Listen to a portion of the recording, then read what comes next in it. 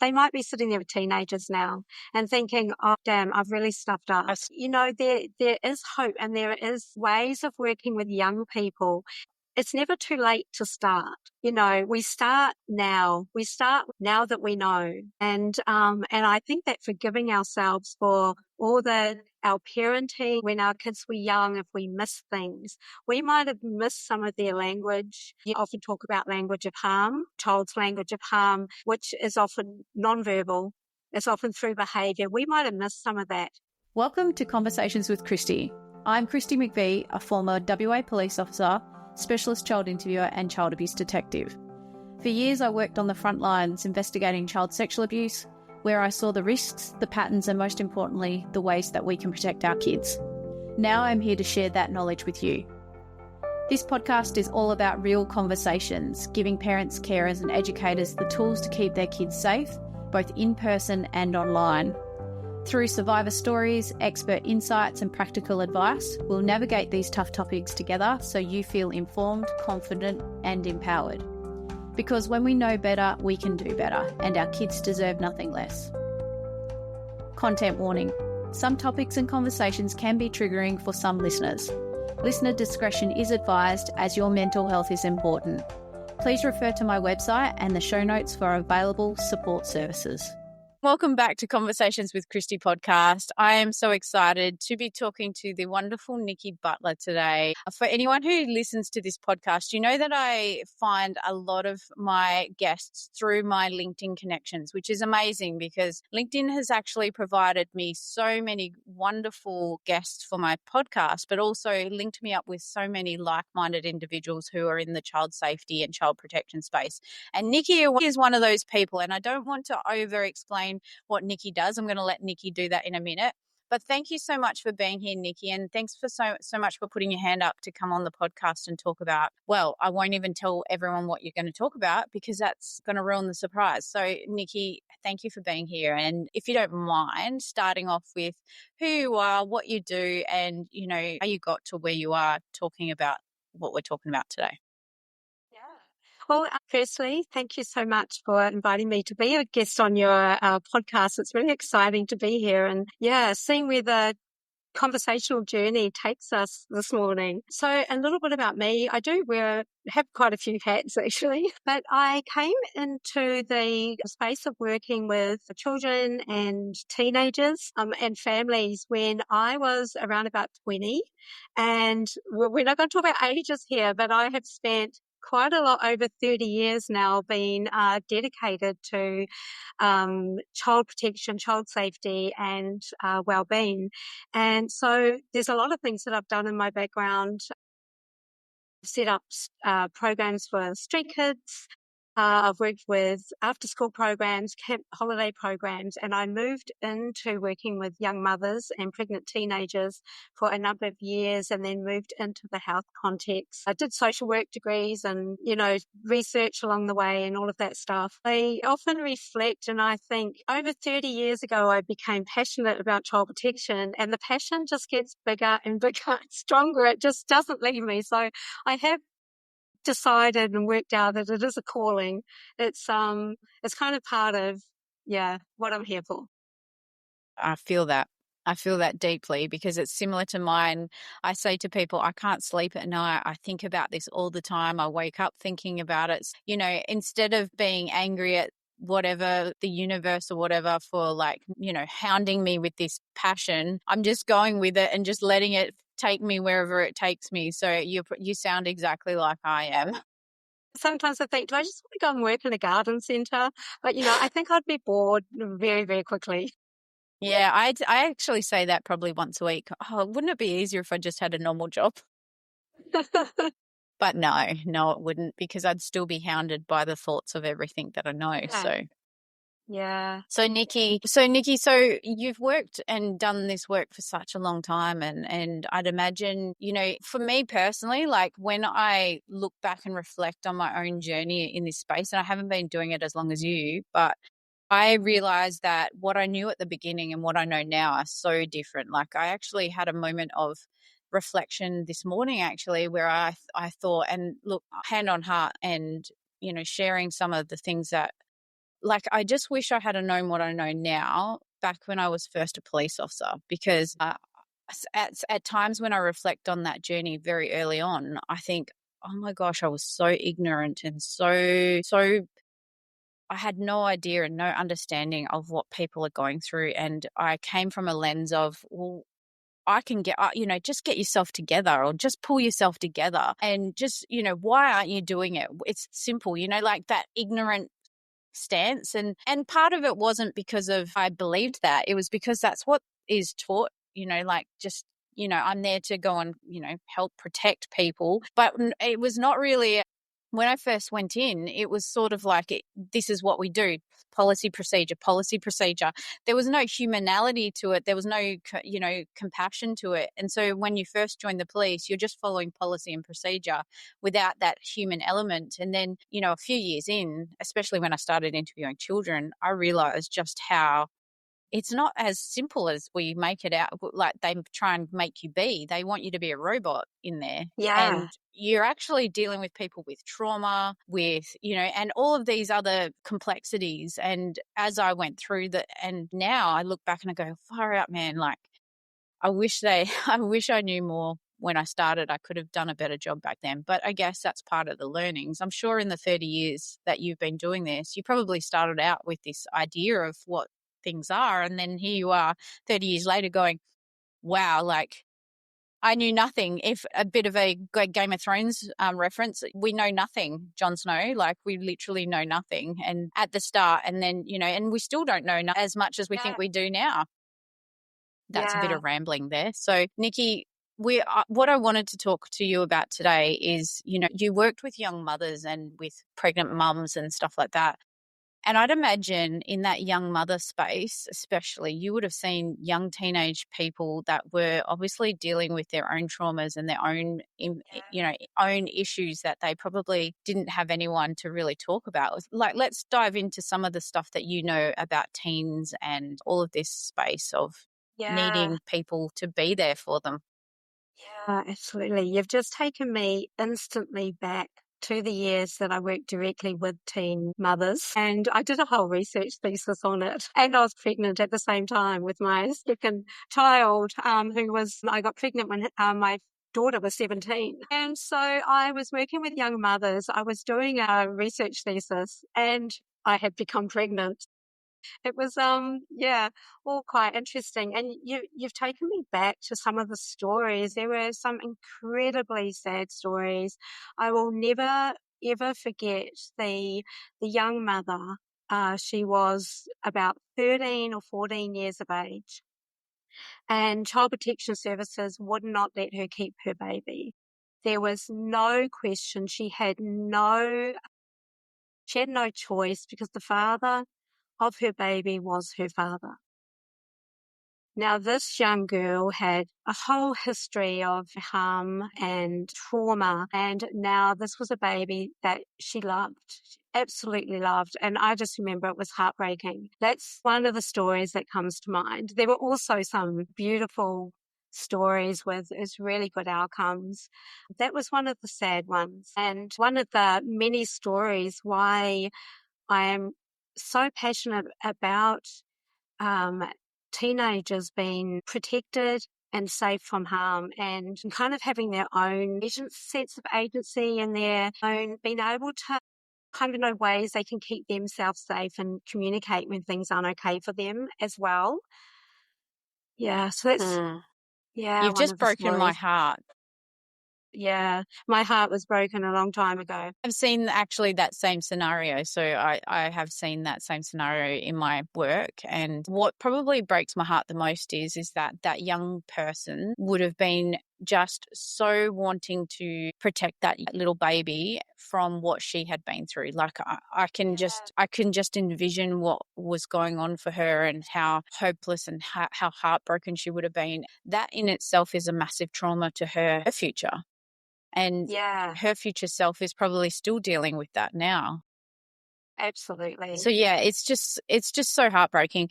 Now, to get started in talking about this, before we pressed record, I mentioned how sometimes when we're parents, we think once our kids hit those teenage years, that kind of our job's done. Like, far out. We survived those younger years, and now they're teenagers. Yay. Like, and then of course our kids start pushing back. They start doing, like, they might start some risk-taking behavior. And what I have seen, and even my daughter makes the comment, you know, she's 17 herself right now. She makes the comment all the time. She's like, Mum, parents are silly. Like, they just like stop parenting. And I'm like, I know, babe, but like, I think some parents think that they don't have to parent teens, or they don't know how to parent teens, and it gets harder. So they stop, or they just, you know, give up. So let's talk about that. I think one of the things that I personally believe, is you actually need to be more involved with your teens. They need you more than they did when they were 2. Yeah, absolutely. And it can be really difficult navigating that space because sometimes they don't really want you around much. You know, you're not their favorite person in the world anymore. You know, their friends are, and they come back round to, you know, but they can often go through a stage where they don't really want to hang out as much as they used to. So it can be quite hard for a parent to know how to navigate that and how to keep the lines of communication open, how to ensure that their teen knows that they are there for them. And so there comes that kind of balancing, like, am I too involved? Am I over involved? Because on one hand, it can feel like to the young person, oh, I'm not parented anymore. And on the other hand, you're going to have parents that become more strict and they try to really tighten the reins and they apply tough love. And so you've kind of got two ends of the scale there, and finding that balance so that really parenting teenagers, it's a balance between keeping them safe, keeping communication open, allowing them some freedoms and the opportunities to grow and for self-expression and for working out problems themselves and all of that, because we can be so used to, as parents, fixing things, solving things. So it's really hard for parents to navigate that. Yeah, I will admit, Hannah, here's an admission of truth. I really struggled with that because I went from having this little person who was like, I was her hero. She looked to me for every answer. Everything I said, she just believed. And then all of a sudden, as she shifted from that little person into that teenage person, she was now no longer believing what I said, or didn't like what I said, or she was pushing back on what I said and arguing things. And it was like a slap to the face, because I had this docile little human who was like, you're the best thing ever, Mum.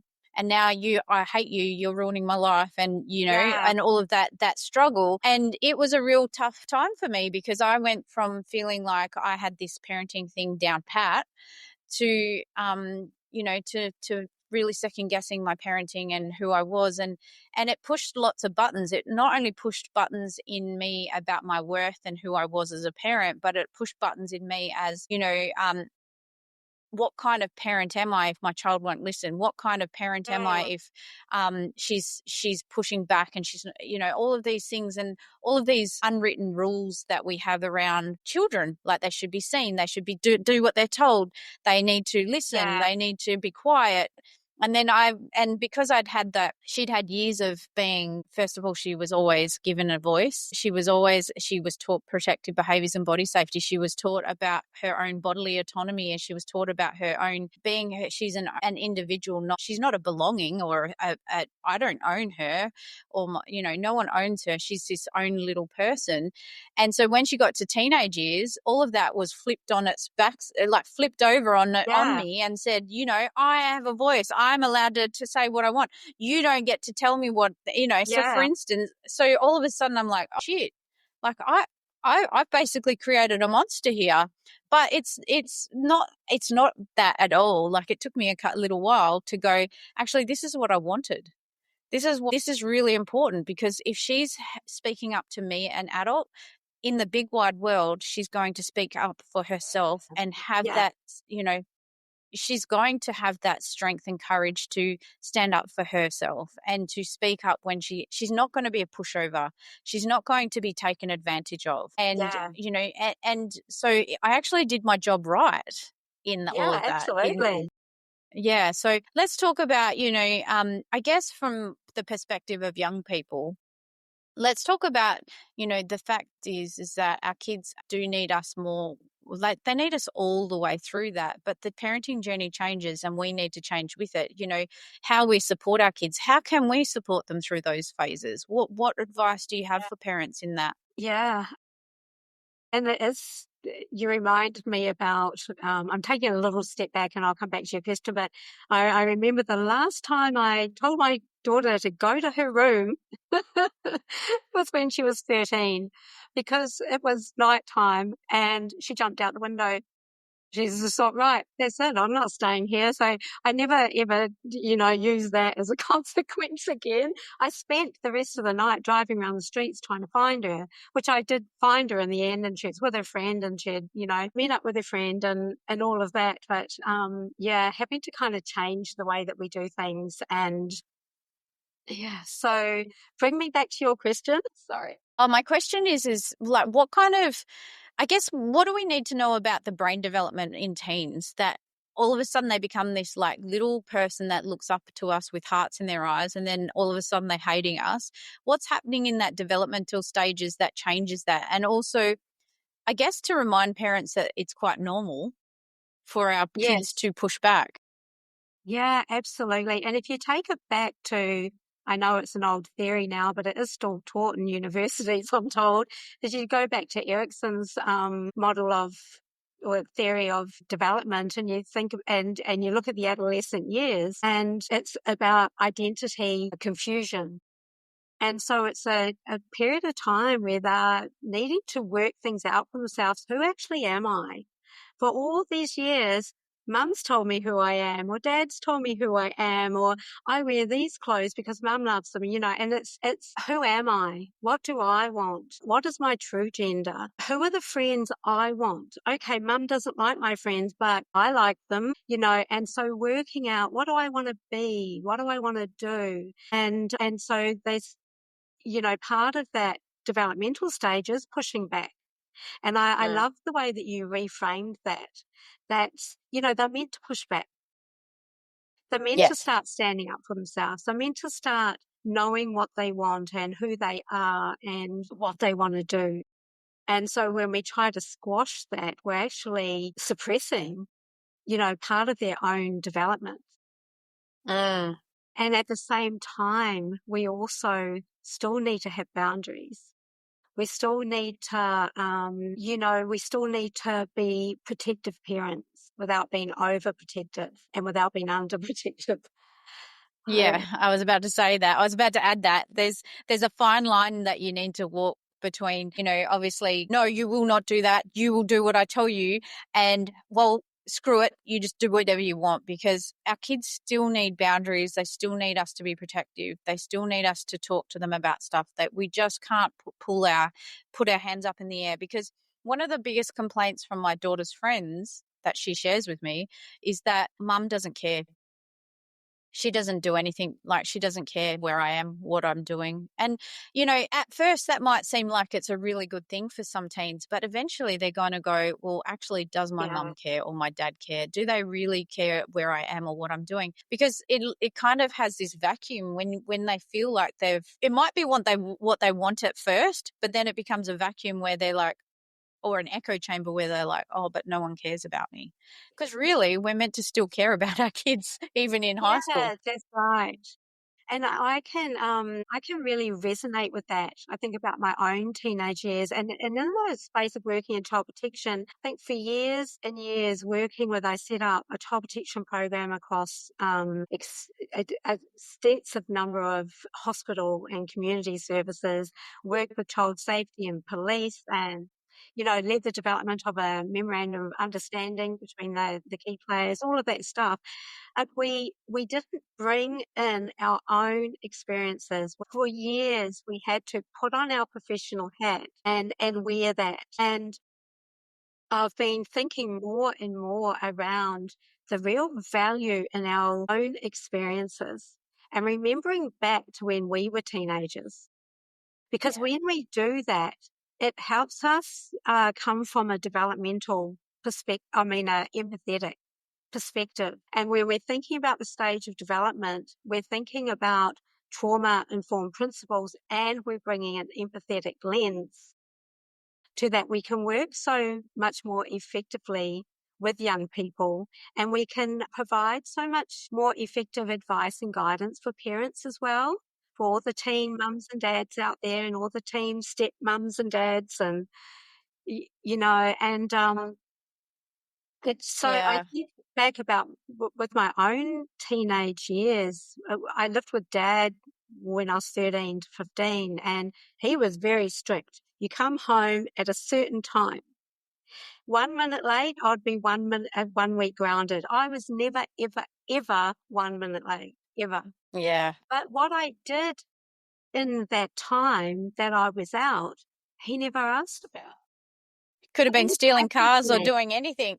Well, that's right. And things happened to me. I had my own experiences in my teen years of sexual violence at different ages, different people, totally different contexts. And, he would never, ever have known. He did not know. And all that mattered to him, or how it felt like, I think that, more mattered to him. But what it felt like is all that mattered was I was not 1 minute late. I obeyed the rules. Yet in that time of being out, all sorts of things were going on. I think it's a sense of control. If you're doing what I tell you to do when I tell you to do it and you don't disobey me, I've got a controlled child, or like a good child. That good Yeah, versus bad, and it's a sense of control. My parents were very much the same. You do what and they had no idea I was going to this person's house and going to this party or similar, yeah, same, almost the same. And I lived with my dad as well, but I had a stepmom. And, because I wasn't able to talk to them about it, or they never asked questions, and I lived in a small community. So if I had to be sneaky. Otherwise, people would report back to my parents about what I was doing or where they saw me or who I was with, yeah, and even friendships. And this is the thing, like, I just think, and I wrote down here as a parent, how do we support our kids in testing those boundaries and doing that stuff? Because there is things that they're going to try. They need to try it because they need to work out who they are, because if they're constantly wrapped up in a bubble, and I saw this all the time, yeah, right? Newly 18-year-olds going out and getting drunk and killing themselves in a car, or being punched at the pub, or yeah, going and sexually harming a woman because they didn't know what no was, because they hadn't had any experiences in being told no in their childhood, or all of the other things that happened, or just being, and excuse my French, but just being an absolute little fuckwit, because they just all of a sudden they get to that age and they think that they're invincible. And it's because we as parents didn't allow them to stuff up along the way, so that they got to right, that age. And I mean, I don't mean that with disrespect. I mean it like, honestly, these poor kids are like being set free at 18. Like, all of a sudden they have the brain development to be able to make these choices. It's crazy. And I mean, I don't know about you, but I was kicked out of home at 15. I bought my first home at 18. I was working like massive amounts of hours. I bought a house because I wanted stability, and I became like this little worker bee. And so I never really had those teenage years where I did the rebellious stage between 13 and 16, 13 and 15. And then I knuckled down. I was like, well, I've got to be an adult now. And I yeah, don't know about you, but I think sometimes if we don't allow them to make small mistakes and work it out, then they're not going to know who they are and where their boundaries are when they get to the actual big wide world. yeah, absolutely. Dad's rules were so strict, and then other ways they were so loose. I won't even go into the looseness in this discussion. But at 15, I'm like, I'm out of here. Yeah. I went to mum's, and mum didn't have any rules. She had Mm. none. And so that's There's always, another it hole happens a that lot, leaves you, yeah, and that leaves you feeling, oh, so vulnerable, really. And because having some boundaries and some expectations are a good thing. So, and at 17, she, told me to pack my bags and leave, and I did. And then she wanted me back, but I'd found a boyfriend, and, and by 19, I bought a house too. I was also just had a you're the same. baby, and, not a very good relationship. Um, yeah. You're seeking out stability. I think the thing absolutely. to note in all of that, right, for other people is that because we had such unstable, like those really formative years were really unstable, and you were kind of pulled from pillar to post emotionally back and forth. If you don't have it in your home, that stability, you're going to seek it out with the first person you find. Absolutely. And the first person won't always be the best person, right? So you probably, and you don't have to confirm this, but I'm guessing you probably met someone who was a little bit older than you, and you settled down and you thought, this is the person. This is the person who's going to make me feel loved, safe, and well and healthy, happy. And of course, that once that blinker comes off, it's not like that in the real world. Relationships take energy, time, and if there's a power imbalance between the age group, then it's always you're going to be the one that doesn't come out on top, right? Then add in another child, add in another baby, you're still a baby. And, you think and we always think, I don't know about you, but I thought at 16, 17, I knew fucking everything. I thought I was so smart. I had such worldly views. I know nothing. Again, I know nothing about nothing. And I'm 44. I just turned 44 the other day. But at 18, 19, I thought I knew everything. I had a house. I was stable. I thought I could dominate the world. And, that's that, again, that brain development. It tricks you into believing you're invincible. And I think that's the thing about this is that we need to remember that if we don't set up our kids for success in those early years, they are going to stumble and fall and stumble and fall and stumble and fall for many years until they get to late adulthood, or like for a lot of men, it's around 35 to 40 before they actually find their feet. Yeah. And if we have, and I think that's where I like to bring in a message of hope, because some people haven't known about how to teach kids protective behaviours and all of that kind of stuff when they're young. And now they might be sitting there with teenagers now and thinking, oh, damn, I've really stuffed up. I haven't done all the things. There is hope, and there is ways of working with young people. It's never too late to start. We start now. We start now that we know. And I think that forgiving ourselves for all our parenting when our kids were young, if we miss things, we might have missed some of their language, like I often talk about language of harm, a child's language of harm, which is often nonverbal. It's often through behaviour. We might have missed some of that. Now that we are teen parents, I'm not a teen parent anymore. My youngest is nearly 22. Sometimes I think he's 22 going on 2. I'm sure there's people that can relate to that. Yes. And so, I lost my train of thought.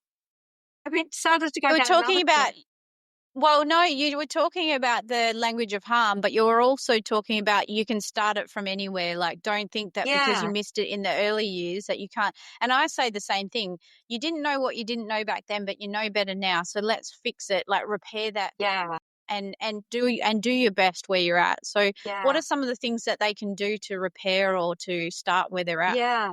And I think there's 2 ways to look at it. There's one way is, what do parents need to do? What can they do? And what do teenagers need? And those 2 things need to kind of meet in the middle. They need to align. If we look at what parents can do, it's keeping communication open.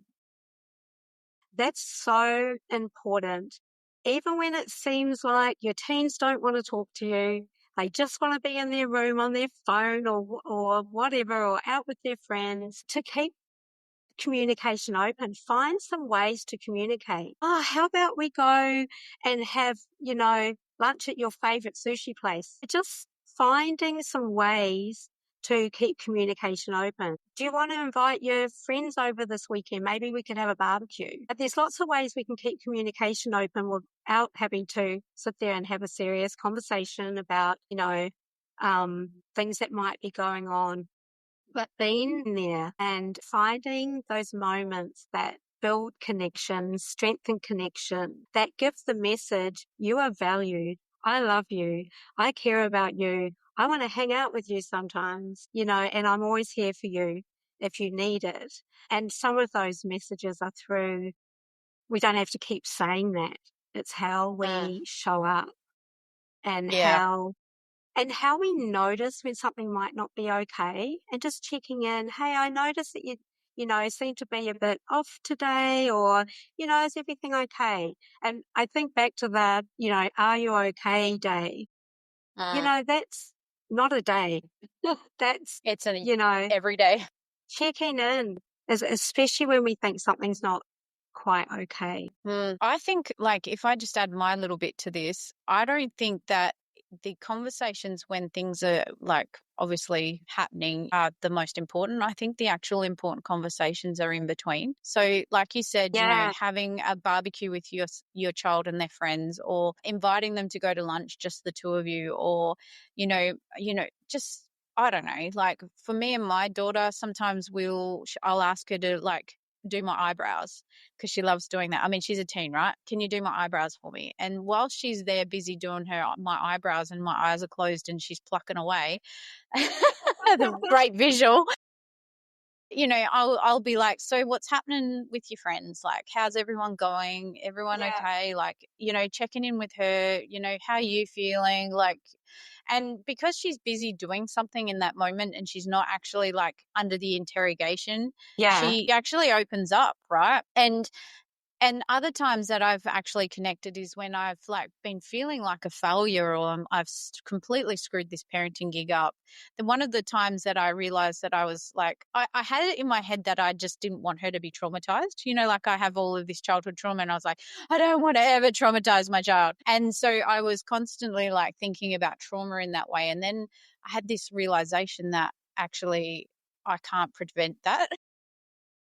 I can't prevent, like, just because I think that my trauma is like trauma is a certain thing. Can be anything to anyone in any yeah, way. It's not absolutely.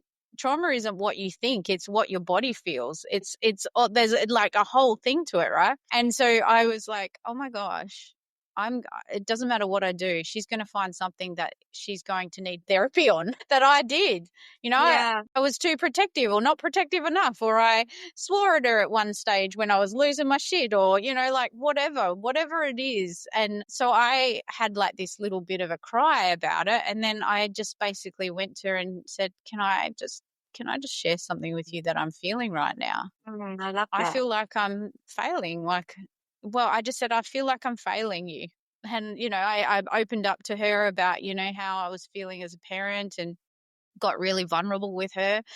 And, every time I do that with her, she basically, she's the most beautiful human, and all our kids are. Like, they all have their moments of beautifulness.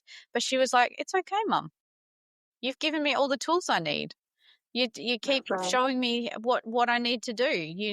I know you're always there, so it's going to be okay. And I'm like, I meant to be saying that to you. And she, but this is the thing. I think we need to let our kids see that side of us, that fear that Yeah, we're stuffing up, all of the things. yeah, yeah, absolutely. And that's part of, because the other thing that's really important for parents to do is to be a really good role model. And that's modeling, being honest and open about how you're feeling. And you're human too, and then that gives her permission to be human back. And other times you might say, oh, can I just talk with you about something? And she Because does. She does. yeah, yeah. Like, we're not going to get it right all the time as parents. And we also can't beat ourselves up. Well, we do, and we try really hard not to. I always say to my child, but also like other parents, like, no one gave us a book, right? There's no book, there's no guide. You literally come into parenting from all of what your parents did, and all of what social media is telling us to do. I said, Yeah. and yet your child will throw a spanner in the works and give you a completely different freaking reaction, and you're like, what do I do here now? So Yeah. it's not something that we can predict, and you can't strong arm your way through parenting, because it doesn't work. Your kids will No. throw that out. Your dad had this idea that Throw that one my out the dad window. had the same idea. Yeah, and yet we were off doing things. So you're right. Like, communication is key. You know, Yeah. doing And all of that. also linked with that is valuing their voice and respecting no matter what they are feeling or saying or expressing, that you show them respect and value for what it is they are experiencing. Because when we come and try and suppress that, try and control that, try to tell them how they should be behaving instead, we can we're not really supporting their own self-expression and their own development. Of course, there's things that we might need to steer in a better direction, but valuing what it is they are really communicating. And that's when, if we go back to language of harm, we are valuing what the child is communicating, even if, one, we didn't expect to hear it. Two, we don't agree with it. Three, it triggers us and takes us back to some memory that they don't even know about, and if we can kind of put that aside and be present and listen to what it is they are really communicating, because what they might be, their behavior might be communicating something that words are too confusing for, or they don't feel safe, they don't know. And I think back to a time where the worst day of my life happened. The worst day of my life. I was 17 years of age.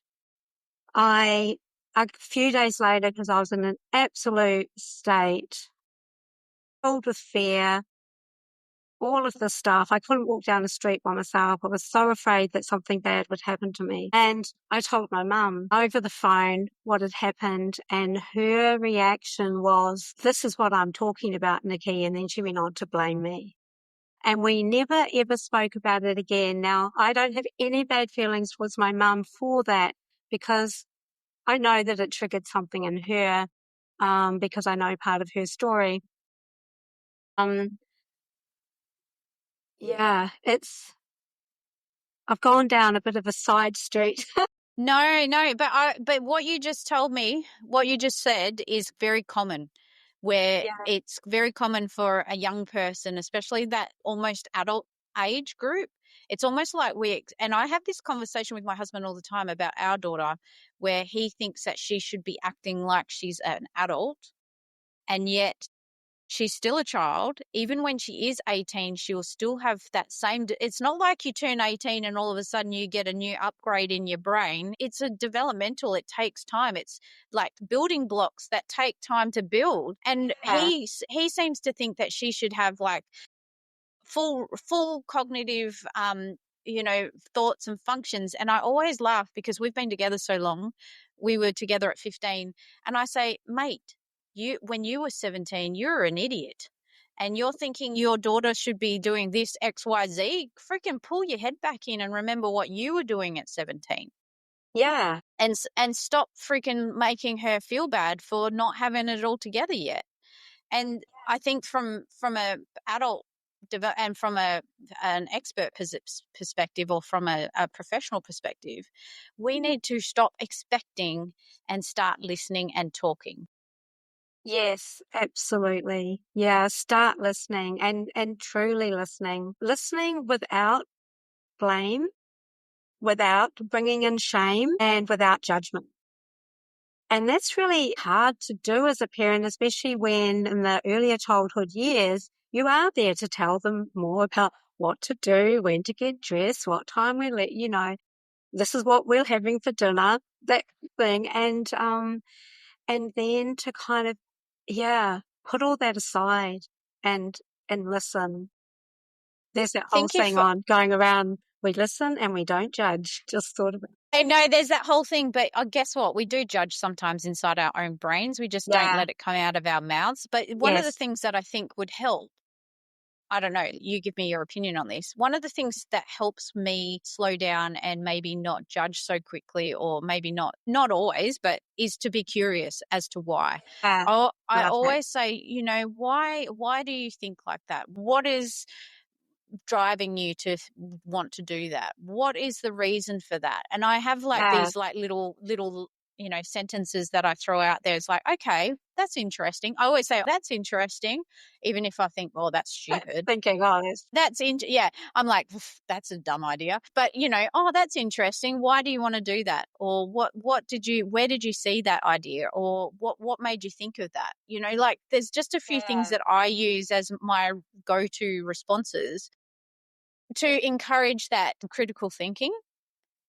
Because deep down, I want to say that is the stupidest thing I have ever heard. That is going to fail, whatever. Like that's my parents in my head wanting to spew out. But then I've trained myself to say, oh, that's interesting. What made you think of that? Or why do you want to do that instead? And, and that's what comes out of my mouth instead. Having those go-to, phrases or statements or questions, asking questions actually elicits more conversation. So instead of like talking yes, at our kids, asking them questions about because most of the time they haven't thought it all through. Like they haven't got it all. Oh yeah, okay, that's really cool. But yeah, what made you think of that idea? Like, where's that come yeah. from? Yeah, I love that. I love bringing in that curiosity. I must say that I am guilty of saying, that's a really dumb idea. How do you think that, Sometimes it is. that's going to have a good outcome? So I am guilty of doing that. And, something I'm learning to not, to not do and to kind of be curious about it. And my daughter now, who knows me quite well, she's a lot older, but she'll say, that's good psychology, Mum. Oh yeah, okay, I get this now. So they work it out. They work out our little tactics in the end. But, it is really Well, important to because then be they start curious. using them themselves. Yeah, that's right. And it does, but that curiosity is bringing in value, is saying, I'm interested in what meaning you give to that. Sometimes asking why can be confusing, and sometimes teenagers don't want to go to the why. It's like, sometimes it's a bit more of a surface level decision. It just might be, well, everyone's doing it. And so how we can kind of explore that a bit deeper and help them make meaning to something. What would what would that mean for you if you do make that decision? Like, what's in it for you? Like, what are you hoping to get from that? And exploring the meaning that they're making. Yeah, and because and here's how it's played out in not just my daughter's lives, but other children and other teens that I've spoken to. Something simple as like sharing a nude, right? And and this is every parent is probably going to have, and you might not even know it yet, but it could be happening, right? And I would say to a young person who's had their nude shared, or like they've shared it and it's been exploited or whatever, I'd be like, you know what, it's okay. You haven't done anything wrong, because it's quite normal to want to explore that and to go there, and you thought that you were doing it with someone safe. But I'm just interested to know why. What were you going through, or what were you feeling at that moment? Yeah, Because when you know what you were feeling, when that comes up again, you might think twice the next time. So let's try and find out what you were feeling. And generally, good 90 something % of the time, it's either I was lonely, I wanted them to like me, I wanted, and it was exciting, or there was some sort of dopamine response that they were chasing, but they didn't. And like you said before, a lot of the time teens and young people don't actually understand what they're feeling underneath that. yeah, But so when you explore that and you go, well, what were you feeling? And a lot of them times they'll go, oh, I don't know. And you're like, oh no, look, hey, completely shame-free zone here, like complete. But yeah. when we understand this, we know when to maybe think twice next time. Like if we just go and do things without thinking them through, this is what happens. Like you don't want to be in this situation again. Yeah. And I love how your first response was, it's okay. This is normal that you wanted to do that, or it's common. It's common. And because some young people, especially when they do share a photo and then it gets exploited, it gets sent around places, it gets put up on Snapchat, all of that. And it happens to boys and girls, And girls it's not just boys doing it to girls. It happens the other way around as well. all the time. And that can feel so devastating. And, you know, those are the kind of things that can lead to some really detrimental outcomes for young people. And so that it's okay. It's okay. We can work through we can do what we can to stop it from going anywhere else and kind of normalizing it. It is common, and there's some things that we can do moving forward. Yeah, well, and I mean, obviously we want that image to stop being shared. We want them to, it to not go further. We don't want it to be exploited any further, etc. But, sometimes that's out of our control. So That's right. all we can do Yeah. is really protect their space and their peace and help them understand, you're not alone here. You're not the only one. It's not just you. Yeah. Those kinds of things. And I think as parents, we sometimes go into panic mode and we think, oh my gosh, why would they do that? We've talked about this. They know this. You know what? As a teenager, I knew things that I shouldn't have done and I still did them anyway because that's what teenagers do. Yeah. Let's not act like our kids know better. Yeah. That's what teenagers do. They're just like that. That's right. It is about risk-taking and discovering, what you like, what you don't, who you are, being your own independent person, not what your parents have told you need to be and who you are. Yeah. And normalizing those things. Even do you know what? Millions of people have that same body part as you.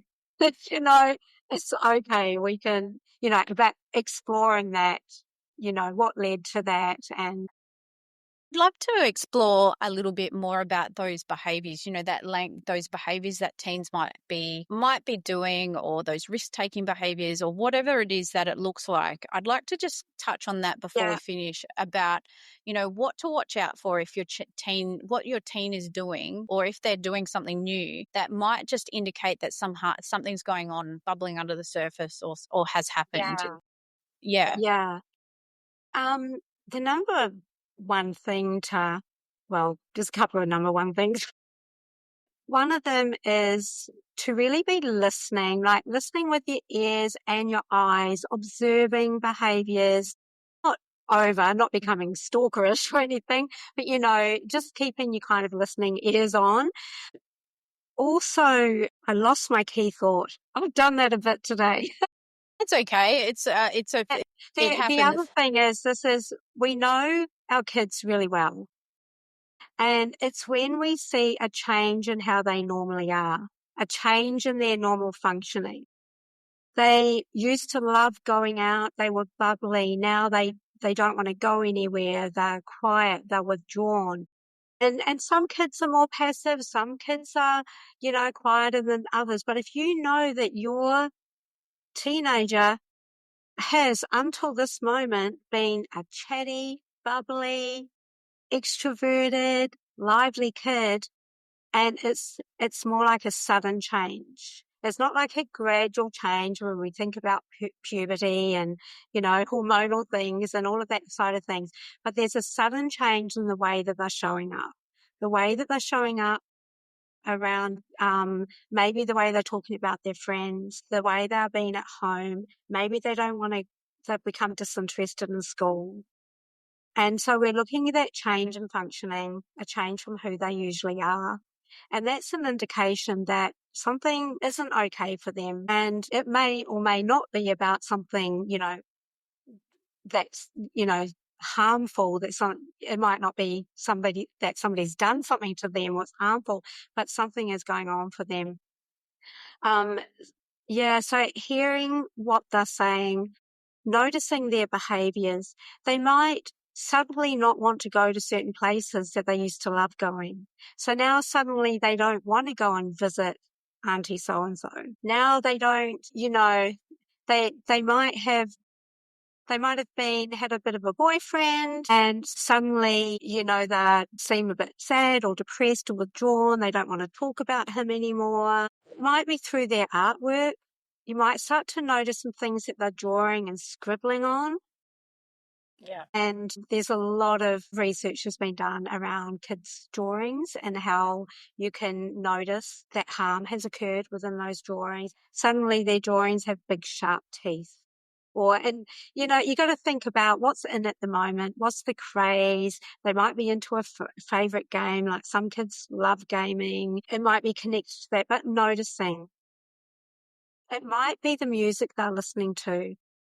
And I Yeah. can think back about kids that teenagers that I would notice when something's not okay by the type of music. Suddenly the music's dark. Suddenly all the lyrics are about really dark stuff. But last week they loved the country music or, you know, and Music. so what they're listening to can be an indication of what they're feeling on the inside, because they'll be connecting with the lyrics, connecting with the words, connecting with the type of sound. That's a big one, actually. I saw that in Yeah, my own daughter when she was going through stuff. The lyrics that she listened to in certain phases really yeah, told a story about how she was internally feeling. That is such a massive thing, actually. And for yeah, for most of us, we'll listen to the music that connects and resonates with us. So that's not absolutely. something that I've actually considered before Yeah, or really connected. But yeah, that's a massive one. I think from my experience, yeah, music was a big one. I'm not a drawer, but I would also add to that just spending some time watching what your child's watching on TikTok or on yeah, Instagram or whatever and seeing what accounts their algorithms throwing up, because their algorithms based on what they spend time on. And if they're spending time on dark themes that are about mental health or self-harm or whatever, and that's what keeps coming up in their algorithms, then that's yeah, probably a good indication that they're either having thoughts or there's something that's going on underneath all of it, because the absolutely. algorithm is a representation of what they're spending time on, and it just Yeah, gives them more and more of it. yeah. Absolutely. And the other area that's important in terms of really hearing and listening to what's going on for your teenagers is what might their friends be saying? And if you're not hanging out, you know, if you're not inviting their friends over, if you're not Mm. offering to take, you know, your teenager and their best friend somewhere occasionally, then you're not building the connections with their friends. Teenagers, so when children are young, if something happens to them, the person they are most likely to tell is their mum or their primary carer or their daycare teacher, you know, or their teacher. And as they start to get older, they're more likely to tell their friends. And I've had, when I worked in complex case management, I've had referrals come to me because a young person has disclosed, a young person's friend has gone and disclosed what's happening to the young person. Yes. And That happens a lot. so that connection with their friends is really, really important for lots of different reasons. Mm. And the friends might, if you build trust with your teen and their friends, then their friends might come and tell you stuff too. And some of that stuff your teenager might be connected with Yes. or Well, it might be at always risk is of. anyway.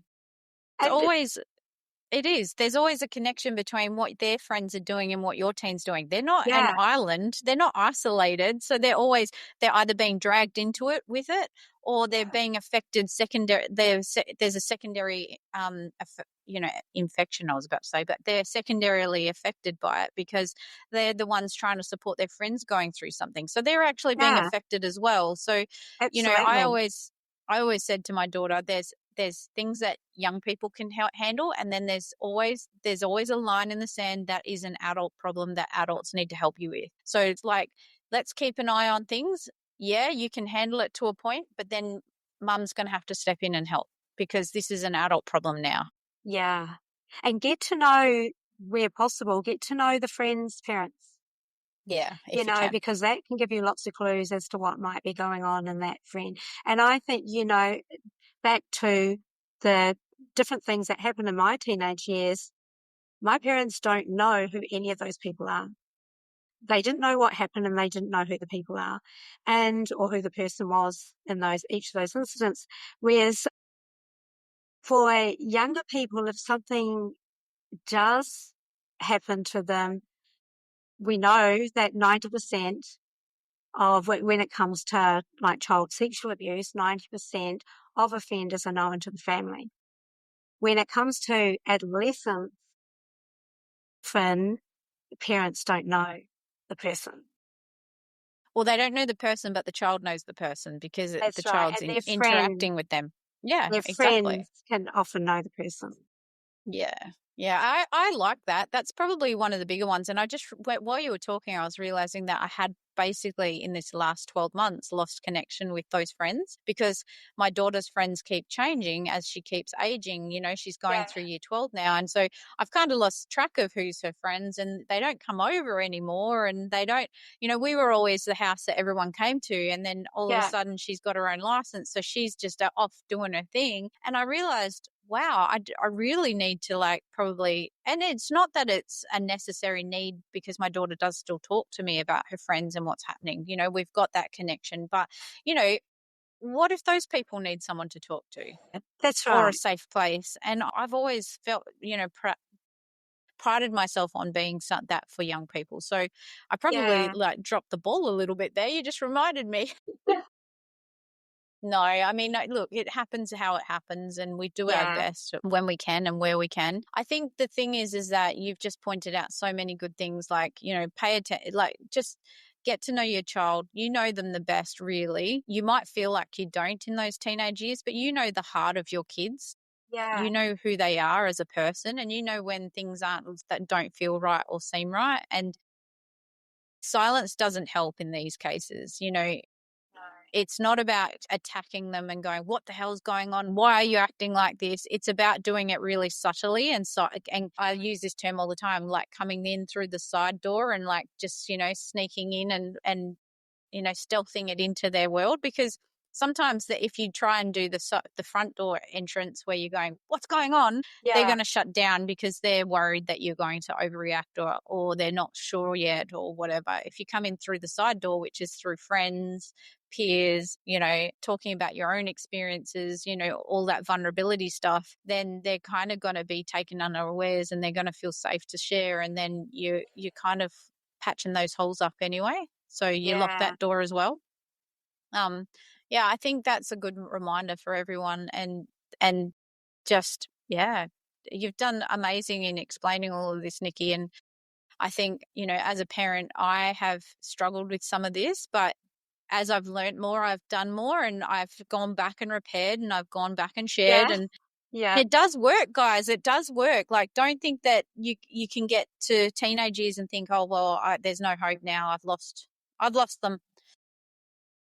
Yeah, Yeah. Yeah. There's always help. We start from where we are now because that's all we actually have is exactly. now. And yeah, Well, is and where we I will start. say this. I will say this. I know I can respect you for when you said I don't blame my mum because that's like where she was at. Because I've actually had conversations as an adult with my parents about how my childhood was, and although they didn't, you know, sit there and go, "I'm so sorry, I did this to you," because I came from a space of, look, I didn't like. I know my side of the story. I'd just love to hear yours. And I came from that space and where I was like, you know, Awesome. I just want to understand your side of the story because I know what I went through and what I feel. You know, I'd love to know what you felt and what you were going through. And Yeah. when I I did love that.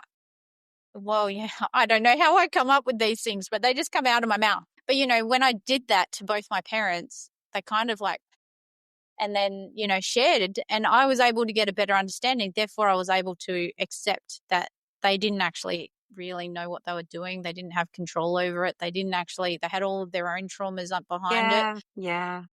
and they didn't do anything on purpose. They weren't mean and horrible, nasty people. Otherwise, I wouldn't have anything to do with them today.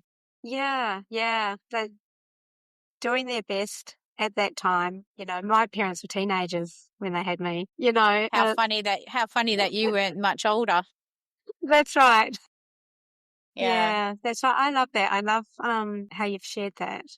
I haven't quite got to that space, but Well, I had to do it. And I said this in some other interview the other day. I had to do it because I was writing about my own childhood in my first chapter of the book. And I was like, I wrote it down. And then I realized, like, oh, shit, if I'm going to print this, I'm going to have to talk to my parents and tell them what I've written.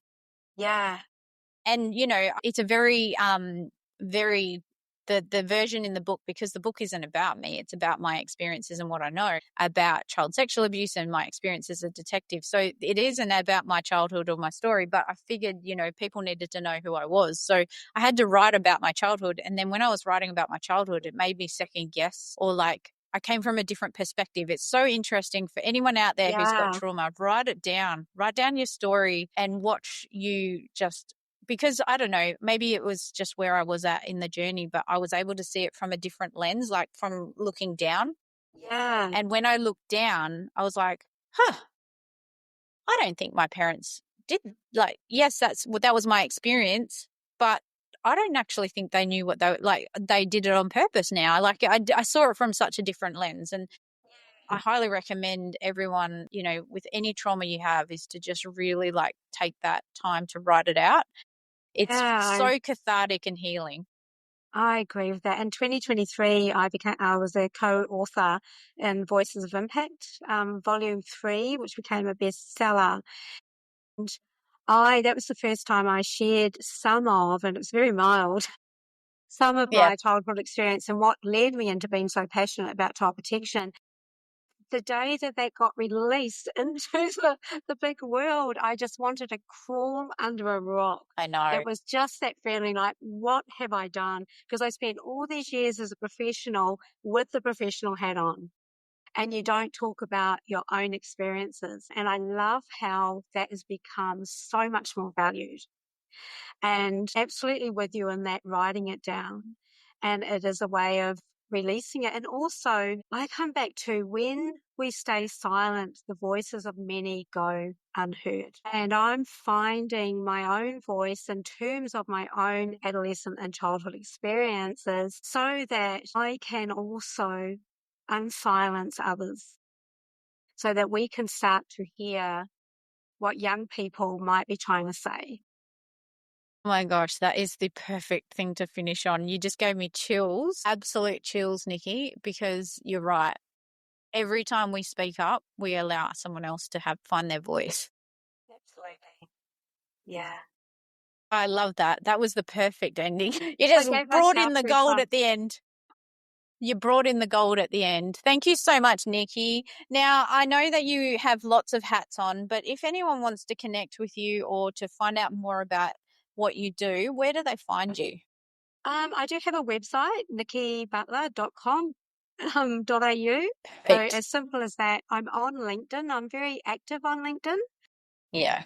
And I've got I've got a few research articles that I've written around, not Perfect. research articles that I've written about youth offending, and also the impact of parental addiction on children and young people. So very active on LinkedIn. Happy for anyone to message me. All my details are on my website. You can email me, you can phone me. Amazing. I'll make sure I put the links in the show notes so that people can find you. So if they want to have Thank you.